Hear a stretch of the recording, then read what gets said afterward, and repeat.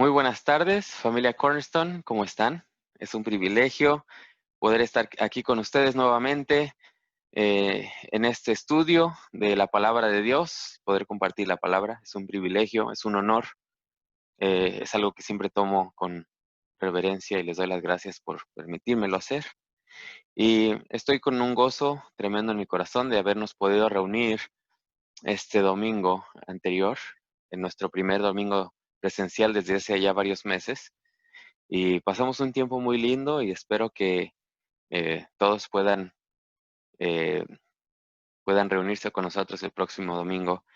Y espero también que los miércoles pronto se pueda reanudar también el servicio presencial, que es un tiempo muy lindo. No hay comparación con cuando la iglesia se puede reunir en persona. Amén. Así que no despreciemos la reunión de los santos. Amén. Y vamos a continuar hoy con la segunda mitad del capítulo 10. La semana pasada vimos la primera mitad del capítulo 10 y recordemos que el capítulo 10 es, es, es parte de un contexto, un flujo de pensamiento que el apóstol Pablo comenzó en el capítulo 9 y que continúa hasta el fin del capítulo 11. Entonces son 3 capítulos, un bloque de 3 capítulos en donde Pablo eh, hace un flujo de pensamiento que tiene como propósito contestar ciertas dudas o ciertas inquietudes o ciertas cuestiones que un oyente o un lector, en este caso un lector judío, pudiera tener, y ciertas preguntas que tal vez tendría Pablo a través de la inspiración del Espíritu Santo.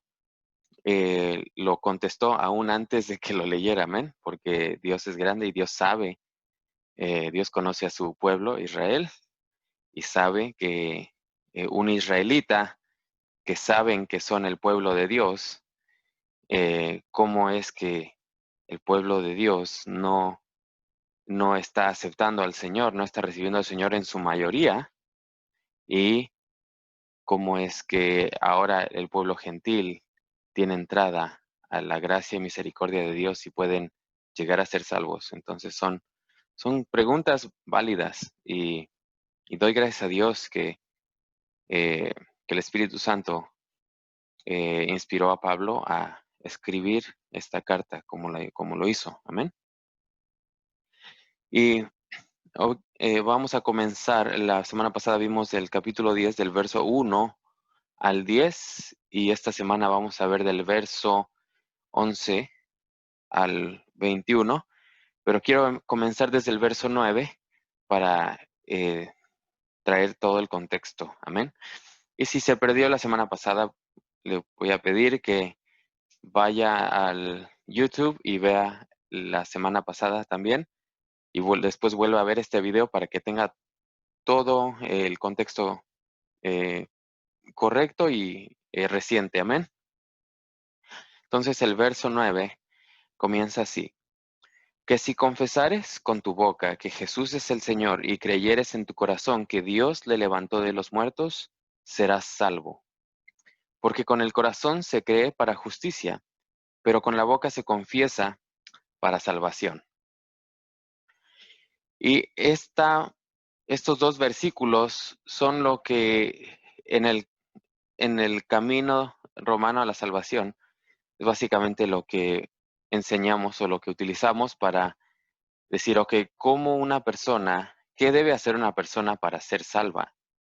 Y obviamente lo que debe hacer una persona para ser salva es creer en su corazón, ¿verdad? Esa misma pregunta la hizo el carcelero a Pablo cuando en la cárcel, eh, en el libro de los Hechos, estaba Pablo en la cárcel y empezó a adorar al Señor y la cárcel, eh, las puertas se abrieron y ya se iba a suicidar el carcelero, ¿verdad? Eh, y Pablo le dijo, no, no te hagas daño, aquí estamos todos, no nos hemos escapado. Y entonces Pablo le predica el Evangelio y le dice, ¿qué debo hacer para ser salvo? Dice, cree en el Señor Jesucristo, tú y toda tu casa, implicando que toda su casa necesita creer y también toda su casa será salva. Amén. Entonces, creer, y no lo tenemos que tomar ligeramente, es creer en nuestro corazón que Dios, o sea, que lo que Dios hizo, lo que Jesús hizo por nosotros, y eso confesarlo. Y aquí está la clave, que es que con el corazón se cree para justicia, pero con la boca se confiesa para salvación. Es así como si la confesión sella o confirma lo que estamos creyendo en nuestro corazón. Entonces, ¿qué sucede con una persona que hace esta confesión, verdad? Porque la verdad es que muchas personas eh, queriendo, con buenas intenciones, evangelizar a otros, lo que hacen es los, los ponen entre la espada y la pared con ciertos argumentos y les dicen, ok, entonces repite esta oración conmigo para que seas salvo. Y lo que sucede es que tal vez esta persona lo único que quiere es escaparse de, de este creyente que está tratando de evangelizarlo, y para satisfacer y para que ya lo dejen en paz, va a repetir esta oración de fe, ¿verdad? Sí, confieso que Jesús es el Señor y creo en mi corazón que Dios le levantó de los muertos. Y ya, entonces queda muy feliz el evangelista, pero realmente esta persona no tiene ningún cambio en su vida.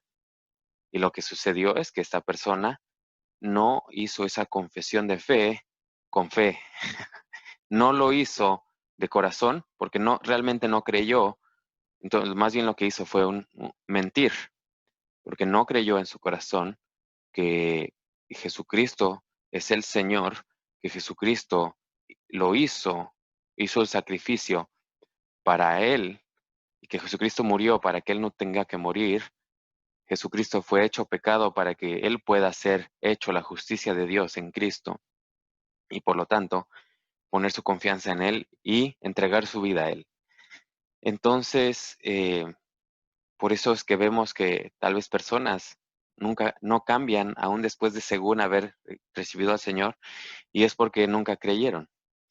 Y entonces, si estamos evangelizando, estos son más como consejos.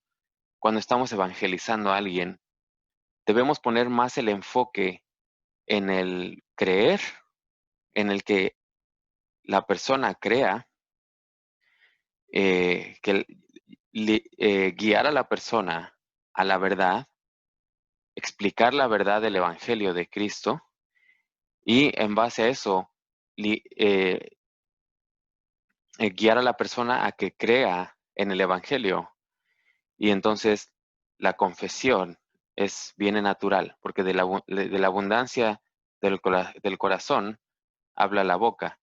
Entonces la confesión viene como resultado, y obviamente es bueno también motivar a la persona a que haga la confesión de fe, la oración de fe, pero el énfasis debe ser en el creer. Y para creer, vamos a ver también en un momento, es importante la predicación de la palabra. Amén. Entonces, si usted está evangelizando, eh, no ponga tanto énfasis en la confesión como en el creer. Amén. Y eso de confesar es la palabra homologueo, que es la misma palabra que se utiliza para confesar nuestros pecados, que realmente quiere decir estar de acuerdo, eh, estar, eh, homologar básicamente es que lo que yo pienso es lo que, lo que se está diciendo. Estoy de acuerdo con lo que se está diciendo, y en base a eso tomo la decisión. Amén. Y si confieso con mi boca y creo en mi corazón, creer, de hecho es muy interesante que esa palabra creer es la palabra pisteu, que es la misma palabra de la cual se deriva la fe. Entonces esa palabra creer realmente es algo en donde pongo mi fe, y por eso dice que con el corazón se cree para justicia, y sabemos, como en lo que hemos estudiado anteriormente, que la justificación es por la fe, ¿verdad? Dice que Abraham creyó y su fe le fue contada por justicia. Entonces, el creer es un acto de fe. Entonces, la fe y creer no son sinónimos, pero, eh, pero sí van el uno con el otro, van de la mano. Entonces, el creer es un acto de fe y la fe es la acción eh, de, de tomar la decisión de creer. Entonces creyó y su fe le fue contada por justicia. Y así también nosotros creemos y nuestra fe nos es contada por justicia. Con el corazón se cree para justicia y con la boca se confiesa para salvación. Amén. También lo interesante es que esa palabra de confesar, homologueo, tiene una connotación como de una declaración pública en otros escritos extrabíblicos. Se usa esa palabra con una connotación legal, como cuando se hace un acuerdo verbal que tiene ligaduras contractuales. O sea, yo puedo hacer un contrato verbal con una persona y tiene peso en la corte. Si después, en base a ese acuerdo legal, a ese acuerdo verbal, yo puedo demandar a la persona, sí tiene peso legal. Y no quiere decir que nuestra confesión tenga tenga un aspecto legal, eh, pero sí quiere decir eh, que Pablo tal vez está queriendo usar esta palabra para que las personas entiendan que lo que estoy hablando es algo que es serio y que tiene peso, lo que estoy diciendo, que tiene tanto peso que en otro contexto se usa como algo, como un acuerdo legal. En el contexto de la salvación estoy poniéndome de acuerdo que lo que estoy diciendo es la verdad y no estoy mintiendo y estoy declarando que Jesucristo es el Señor de mi vida. Amén. Ok. Y sí que gracias a Dios por eso y ahora vamos a entrar en el estudio de hoy, del verso 10 en adelante. Y Padre, te damos gracias por este tiempo. Lo dedicamos a ti. Gracias por darnos claridad y por que tu Espíritu Santo nos lleva a toda verdad, enseñándonos en cada aspecto de lo que leemos, revelándonos al Hijo, revelándonos a Jesucristo. Queremos aprender más, Señor, y guíanos ahora mismo en el nombre de Jesús. Amén. El verso 11 dice, pues la Escritura dice, todo aquel que creyere, que en él creyere, no será avergonzado. Y obviamente es una continuación de lo que acabamos de leer, ¿verdad? Entonces, con el corazón se cree para justicia, pero con la boca se confiesa para salvación. Pues la Escritura dice, todo aquel que en él creyere, no será avergonzado.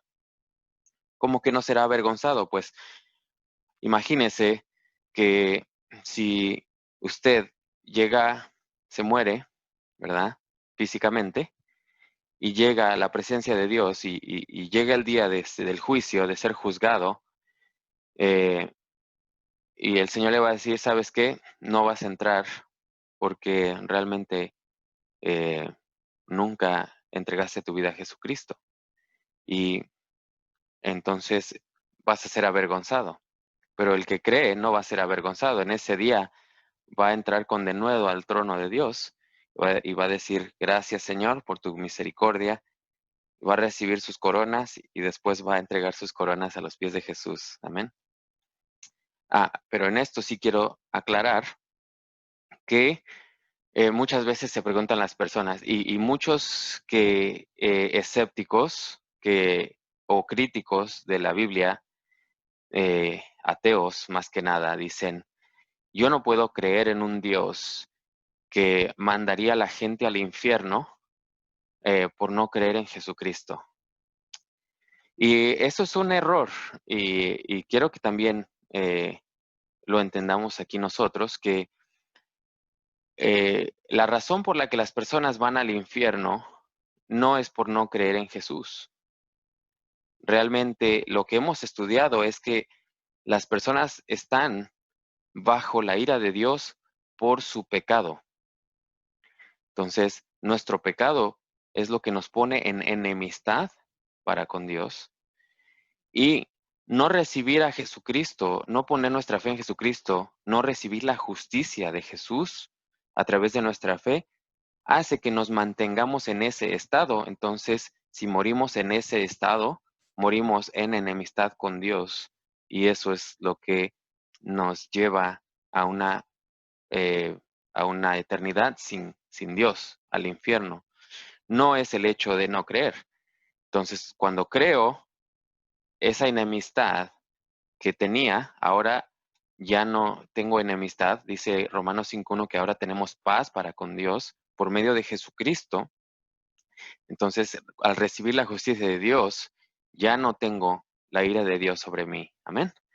Esa es la manera correcta de verlo. Entonces, si una persona viene y le dice a usted, es que yo no puedo creer en un Dios que, eh, que manda a la gente al infierno por, por no creer en nada más en Jesucristo, ¿verdad? Bueno, no, ese no es el motivo. El motivo es que todos somos pecadores y necesitamos un Salvador, y no recibir al Salvador que te redime y que pagó por tus pecados.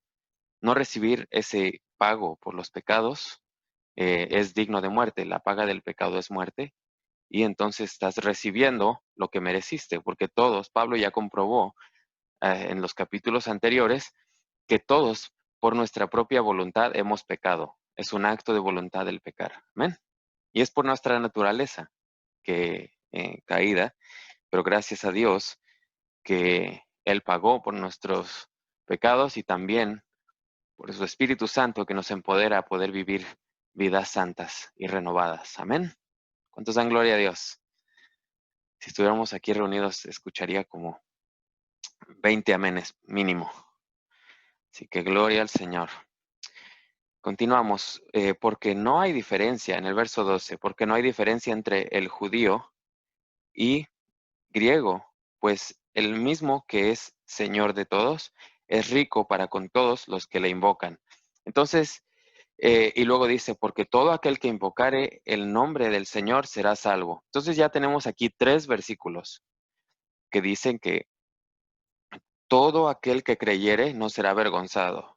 Y luego dice, no hay diferencia entre judío y griego, pues el Señor es rico con todos, para con todos los que le invocan, porque todo aquel que invocar el nombre del Señor será salvo. Entonces estamos viendo que aquí dice que todo el que invocar el nombre del Señor será salvo. Y la palabra todo aquel, quiere decir todo aquel.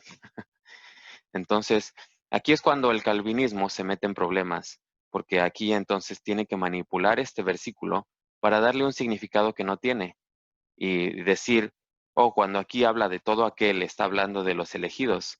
Y entonces ahí ya estamos añadiendo un significado que este versículo claramente no tiene. Amén. Entonces, esa es, eh, como decía la sesión pasada, estamos nada más viendo algunos de los puntos débiles de esa doctrina. Pero aquí lo hermoso es que vemos que todo aquel que invocare el nombre del Señor será salvo. Eh, eh, el domingo pasado hablamos de que Dios no hace acepción de personas, ¿verdad?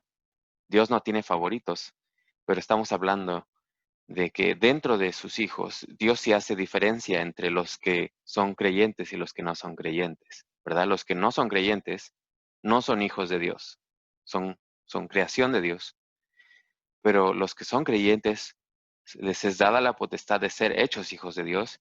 Y en Romanos 8 hablamos mucho acerca de la adopción. Somos adoptados hijos de Él, hijos de Dios, y somos hijos legítimos en ese sentido. Eh, pero dentro de los hijos de Dios, Dios no hace acepción de personas. Y todo aquel que se humillare ante Dios, no importa lo que hayas hecho, eh, Dios te dice que te abre las puertas, Dios te abre los brazos y te dice, sí, si quieres, si invocas el nombre del Señor y confiesas a Jesucristo como tu Señor y Salvador y has creído en tu corazón que Dios le levantó de los muertos, vas a ser salvo. Amén. Una vez hice eh, una, una salida evangelística con junto con mi papá y recién me había convertido al Señor y estábamos entregando volantes y teníamos camisetas así muy lindas de entrega tu vida a Cristo y mucho así. Y lo que vimos en una persona con la que hablé, estábamos en los semáforos y entregando volantes para que las personas fueran a la iglesia. Y me encontré con una persona que dice que estaba tomando, estaba tomando cerveza en el coche y iba manejando y le digo, mira, para que vayas a la iglesia. Y me dice, si quiero ir a la iglesia, ¿tengo que dejar esto? Y le da un tragote así enfrente de mí, ¿no? Y obviamente yo era muy nuevo en la fe, realmente no tenía una respuesta que darle. Nada más me quedé así como que paralizado, ¿verdad? No supe qué decir, pero obviamente la respuesta era, no necesitas dejarlo para ir. La respuesta era, si invocas el nombre del Señor y realmente crees en Él, eh,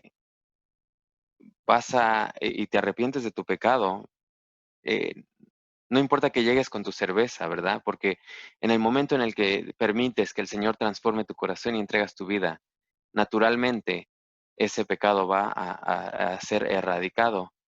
Y obviamente yo no estaba viendo más el pecado de él como el tomar, más bien como el orgullo, más bien creo que era un pecado peor que la cerveza que se estaba tomando, ¿verdad?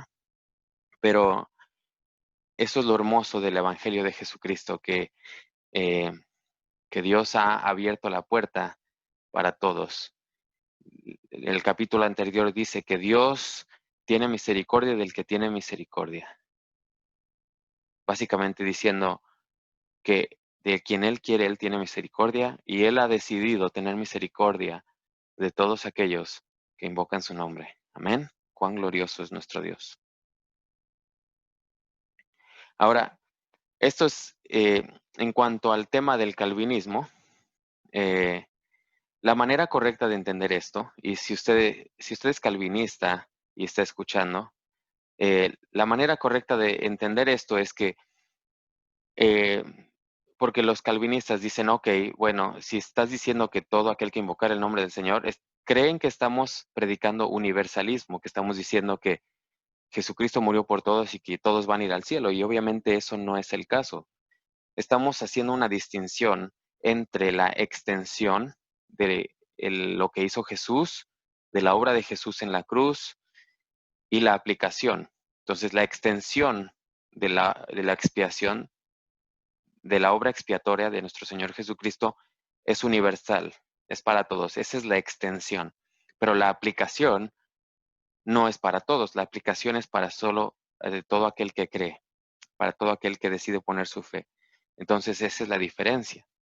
La extensión y la aplicación. Amén. Son diferentes. Y entendiéndolo de esa manera, podemos ver que no estamos hablando de universalismo.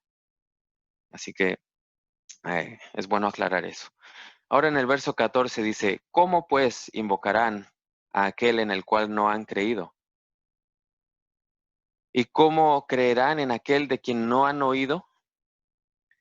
¿Y cómo oirán sin haber quien les predique? ¿Y cómo predicarán si no fueren enviados? Como está escrito, cuán hermosos son los pies de los que anuncian la paz, de los que anuncian buenas nuevas. Estos versos son maravillosos. Y hay una canción muy linda de Marcos Witt que dice, enciende una luz. Les motivo a que la escuchen más al ratito. Dice, ¿cómo pues invocarán a aquel en el cual no han creído? Pues tiene lógica, ¿no? Entonces, eh, ¿cómo? O sea, Pablo está diciendo que todo aquel que invocar el nombre del Señor será salvo, pero ¿cómo invocarán a quien al que no han creído? O sea, si no has creído, ¿cómo vas a invocar el nombre de Dios? Y si no has creído, ¿cómo vas a creer en alguien del cual no has oído? Y si no has oído, ¿cómo vas a oír sin alguien que te predique? ¿Verdad? Y si no hay quien te predique, ¿cómo va a haber quien te predique si no han enviado a nadie. Entonces, obviamente Pablo contesta esta pregunta en el siguiente versículo, en el verso 16, y vamos a hablar de eso. Pero el punto es, eh, Pablo está diciendo, eh, es como construir un argumento y esto debería causarnos, motivar en nosotros un deseo de ir y predicar, ¿verdad? Porque imagínense, si yo le pregunto a usted, ok, usted es salvo, ¿y qué tal su familia? ¿Sus hermanos, sus papás o sus hijos? Ok, ¿no han recibido al Señor? Entonces, ¿cómo van a recibir al Señor si no han creído en el Señor? Ah, pues no sé, pues no han querido. Ok, ¿cómo van a creer de alguien que no han oído? Bueno, pues es que no quieren oír, no quieren ir a la iglesia. Ok, ¿y cómo oirán sin alguien que les predique? Bueno, es que, pues, el pastor no ha venido a mi casa, ¿verdad? Eh, o el hermano o la hermana, ¿verdad? Que les prediquen. Y aquí Pablo básicamente nos deja sin excusas. Y en el verso 15 dice, ¿cómo predicarán si no fueren enviados? Entonces es ahí cuando muchos dicen, se agarran de excusas para decir, oh, bueno, es que a mí el Señor no me ha enviado, o a mí no me ha enviado a predicar a mi familia. Y obviamente eso es completamente falso. Todos han sido enviados. Jesucristo dijo, id y predicar por todas las naciones, eh, bautizándolos. Bueno, vamos a leer exactamente como lo dice en Mateo capítulo 28.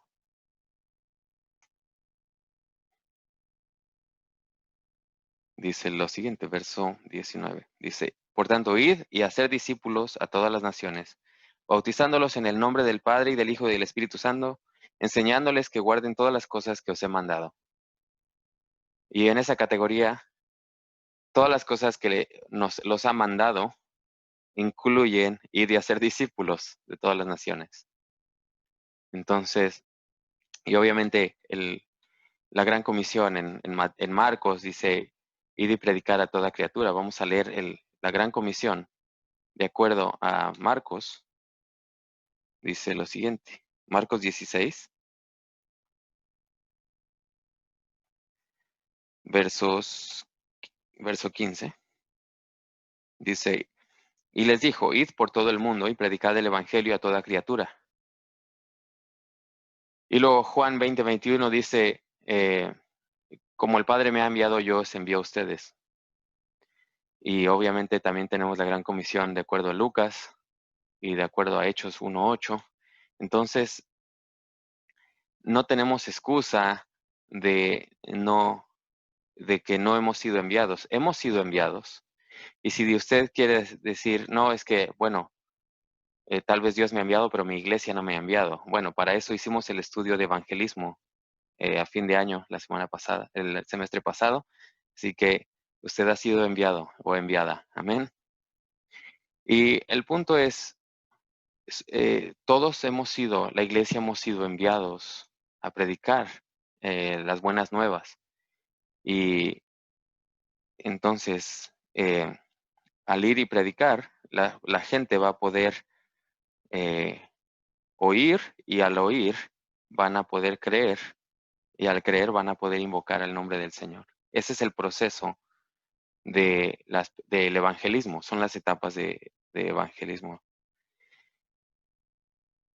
Porque en el verso 17 me voy a saltar un versículo para poder terminar este punto. Dice que la fe es por el oír y el oír es por la palabra de Dios. Entonces, si la justificación viene por la fe en Jesús, para poder tener fe, para poder yo tener fe, necesito oír la palabra de Dios. Sí, y entonces al oír la palabra de Dios, entonces ya puedo creer y puedo invocar. Amén. Entonces, es importante entender ese concepto Y así no nos metemos en querer forzar a las personas a invocar sin antes haber creído. Entonces lo que tenemos que hacer es enfocarnos en que crean, y para poder enfocarnos en que crean, necesitamos enfocarnos en predicar la palabra, y por eso necesitamos tomar con seriedad, aprender la palabra de Dios, para estar equipados plenamente para cuando se preste la oportunidad de presentar el Evangelio a toda criatura que se nos ponga enfrente. Amén. ¿Cuántos días dan gloria a Dios? No estoy enojado, simplemente estoy enseñando esto con seriedad porque requiere seriedad. Amén. Pero mire, estoy sonriendo. Ahora, dice en el verso 16, mas no todos obedecieron. Bueno, otra cosa que quería decir del verso 15 es que dice que cuán hermosos son los pies de los que anuncian la paz, de los que anuncian las buenas nuevas. Amén. O sea, está hablando de, eh, esto es como otra manera de decir, es una bienaventuranza, ¿verdad? La Biblia dice que eh, el que salva almas es sabio, ¿verdad? El que está empeñado en salvar almas es sabio, en Proverbios. Y obviamente no está hablando de que los pies son hermosos, ¿verdad? Porque yo no tengo pies muy bonitos, pero sí me gusta predicar la palabra. Está hablando de que son bienaventurados, de que Dios ve con agrado y pone una sonrisa en el rostro del Señor cuando las personas van y anuncian las buenas nuevas. Amén. El verso 16 dice, mas no todos obedecieron al Evangelio, pues Isaías dice, Señor, ¿quién ha creído a nuestro anuncio?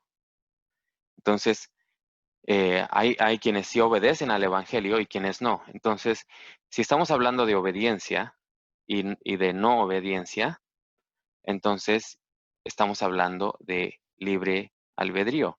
Entonces, aquí estamos otra vez con el tema de el calvinismo. En el caso de la salvación, eh, el calvinismo enseña que el libre albedrío del hombre o de la mujer, bueno, del ser humano, no tiene nada que ver en el proceso de la salvación, pero la Biblia claramente enseña que sí tiene que ver y que es un misterio como el poder, la soberanía de Dios eh, colapsa con el libre albedrío de que Él nos ha dado. Él nos ha dado el libre albedrío y cómo estos dos conceptos se unen eh, para trabajar en el proceso de la salvación. Amén.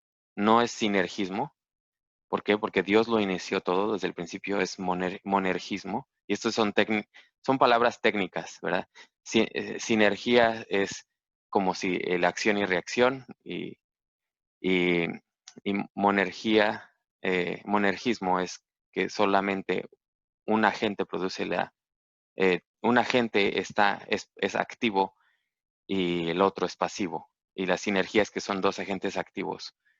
Son dos conceptos técnicos teológicos para explicar el tema del libre albedrío, pero es para los que son nerds como yo.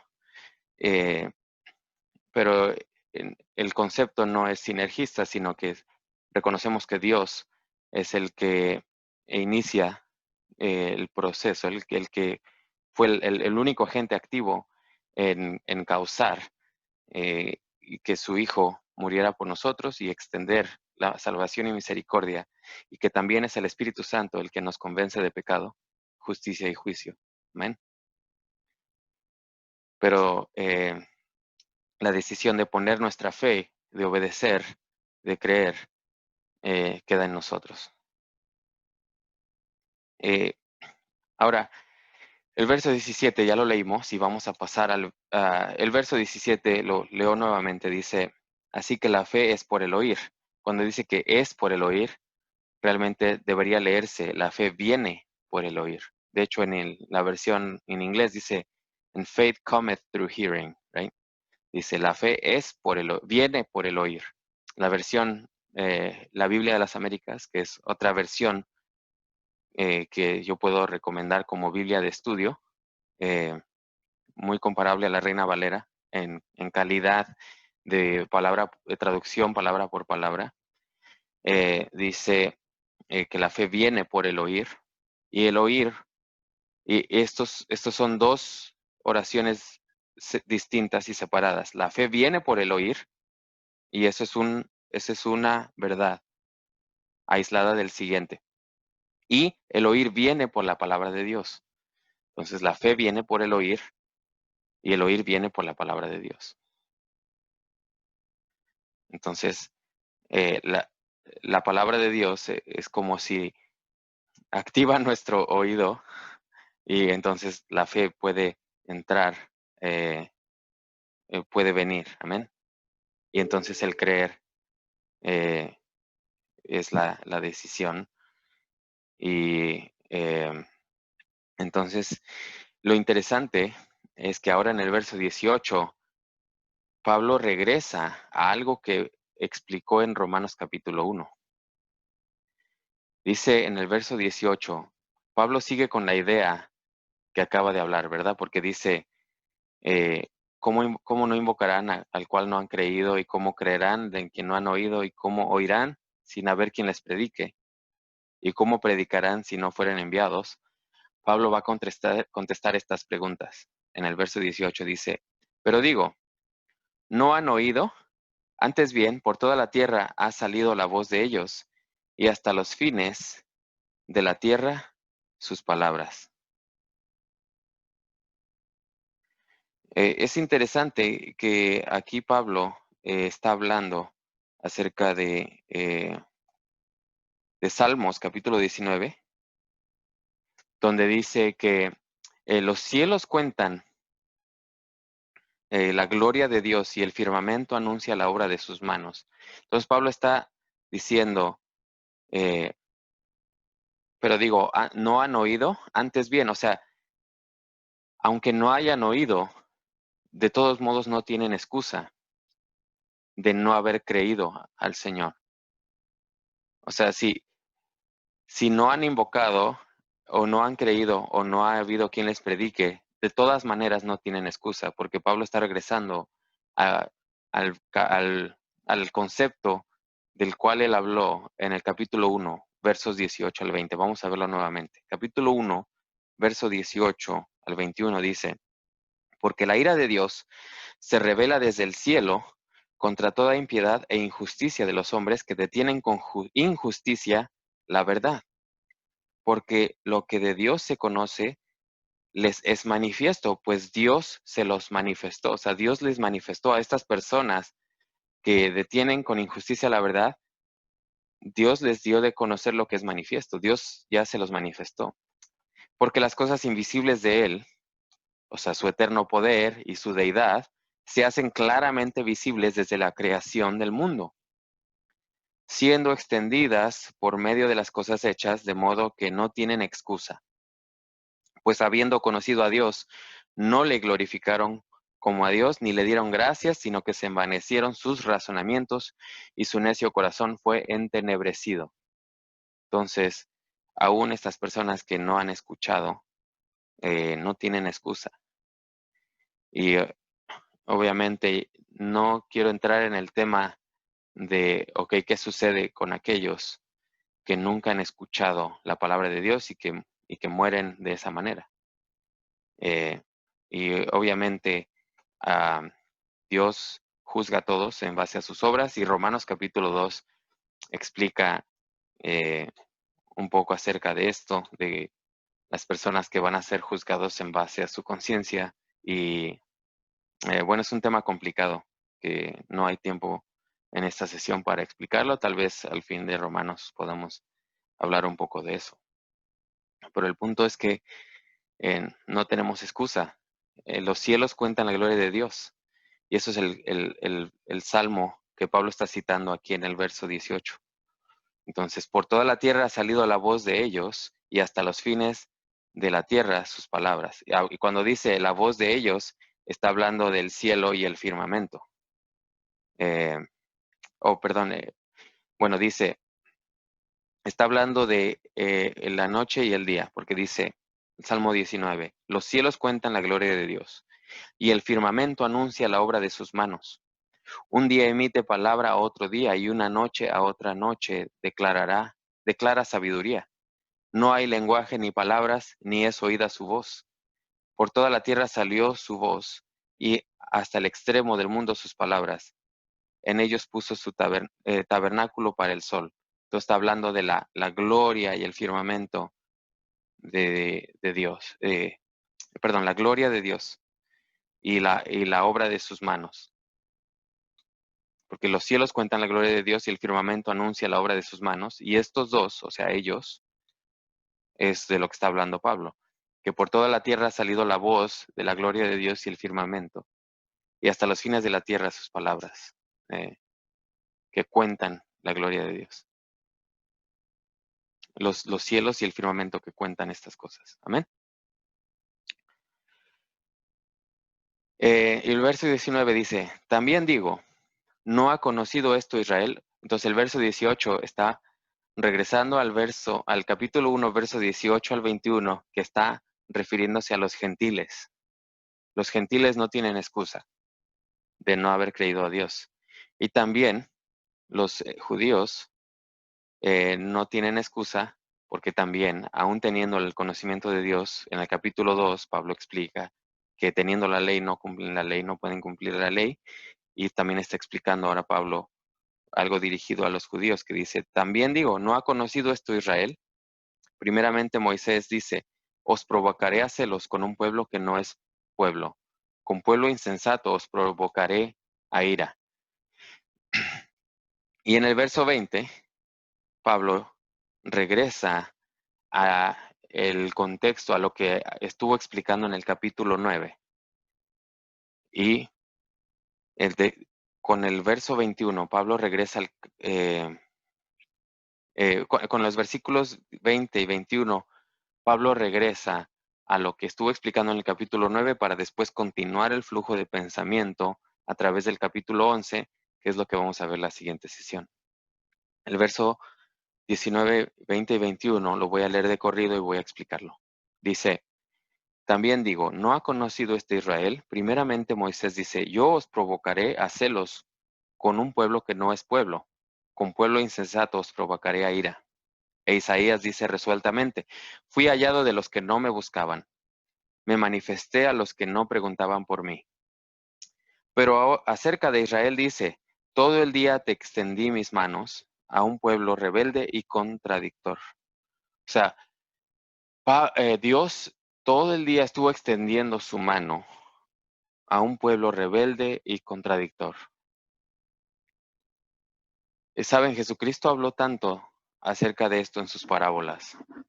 Y estas parábolas no fueron nada más a los fariseos. Las parábolas realmente fueron al pueblo de Israel. Y pues obviamente, pues es triste saber que el pueblo de Israel negó al Señor y también glorioso en el sentido de que eso abrió la puerta a nosotros. Y lo vamos a ver más en el siguiente capítulo. Pero para resumir este concepto, vamos a leer en Lucas capítulo 7, Lucas capítulo 14, del verso 7 al 14, vamos a leer una parábola que más o menos habla acerca de esto. El concepto es que ah, Dios, voy a, me están dando ganas de estornudar.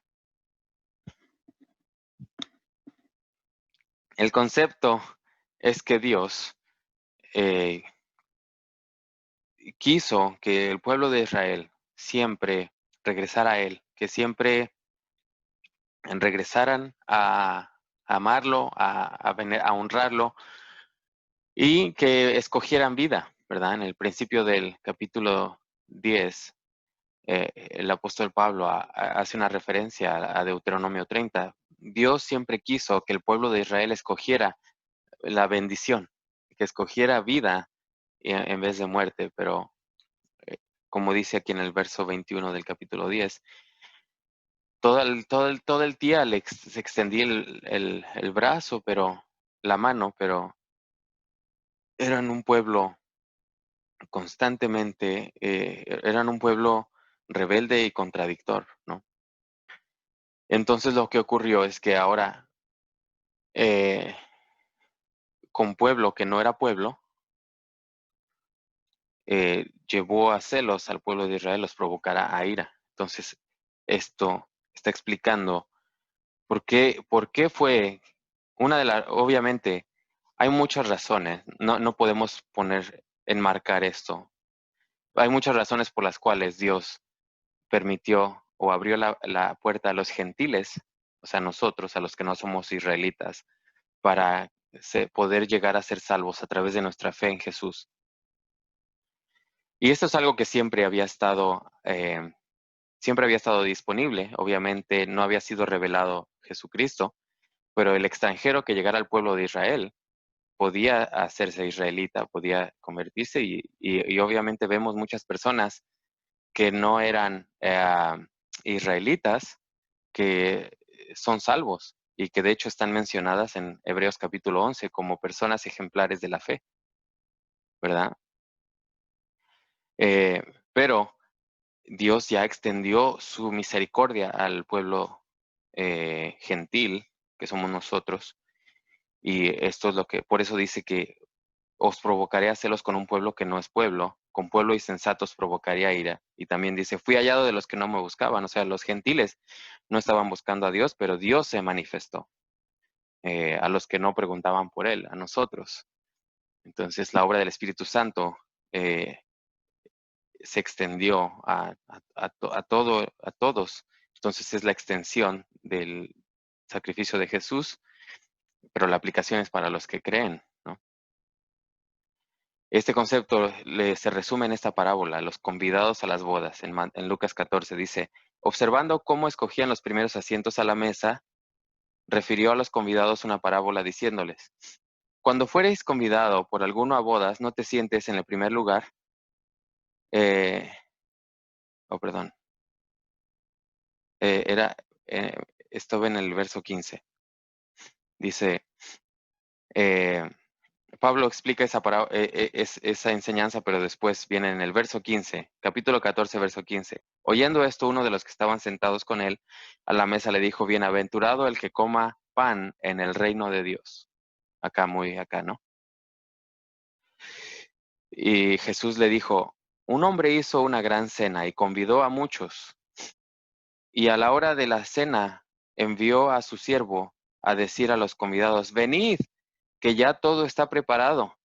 Y todos a una comenzaron a excusarse. El primero dijo, he comprado una hacienda y necesito ir a verla. Te ruego que me excuses.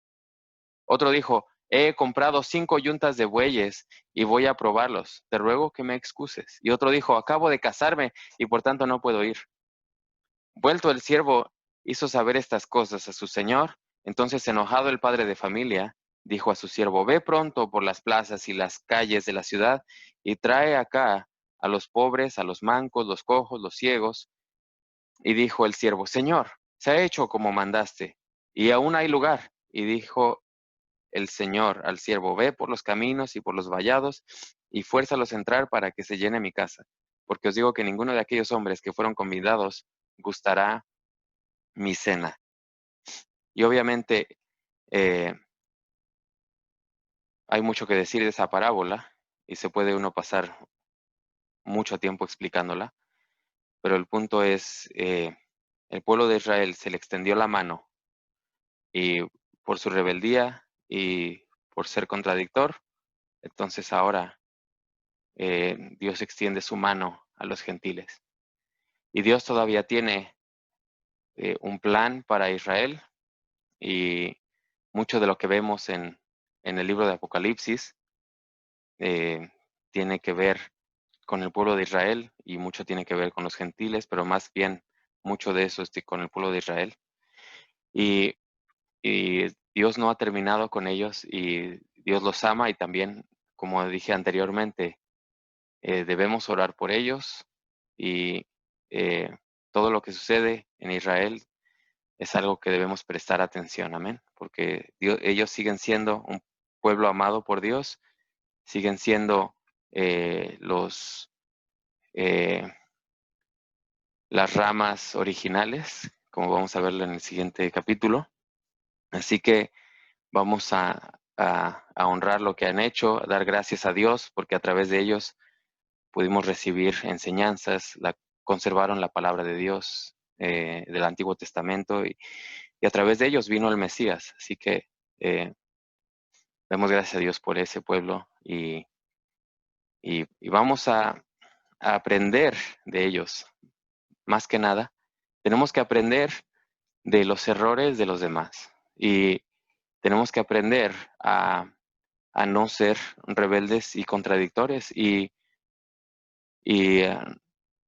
tenemos que aprender a decirle que sí al Señor y cuando sabemos que el Señor nos está llamando, eh, abrirle las puertas, decirle, Señor, voy a hacer tu voluntad en mi vida, voy a decirte que sí al llamado que me estás haciendo. Aunque me cueste, yo sé que a fin de cuentas tú ya has pagado el precio más alto y pagaste un precio por mí, tu sangre preciosa, como vimos el domingo.